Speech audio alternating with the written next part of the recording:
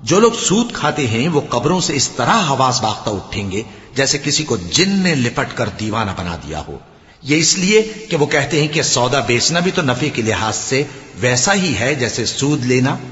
حالانکہ سودے کو اللہ نے حلال کیا ہے اور سود کو حرام۔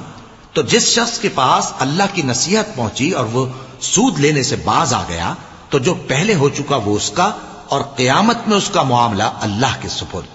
اور جو پھر لینے لگا تو ایسے لوگ دوزخی ہیں کہ ہمیشہ دوزخ میں جلتے رہیں گے۔ اللہ سود کو نابود یعنی بے برکت کرتا اور خیرات کی برکت کو بڑھاتا ہے،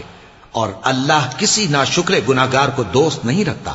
جو لوگ ایمان لائے اور نیک عمل کرتے اور نماز پڑھتے اور زکات دیتے رہے، ان کو ان کے کاموں کا صلہ اللہ کے ہاں ملے گا، اور قیامت کے دن ان کو نہ کچھ خوف ہوگا اور نہ وہ غمناک ہوں گے۔ مومنو، اللہ سے ڈرو، اور اگر ایمان رکھتے ہو تو جتنا سود باقی رہ گیا ہے اس کو چھوڑ دو۔ پھر اگر ایسا نہ کرو گے تو تم اللہ اور اس کے رسول کی طرف سے اعلان جنگ سن لو، اور اگر توبہ کر لو گے اور سود چھوڑ دو گے تو تم کو اپنی اصل رقم لینے کا حق ہے، جس میں نہ اوروں کا نقصان اور نہ تمہارا نقصان۔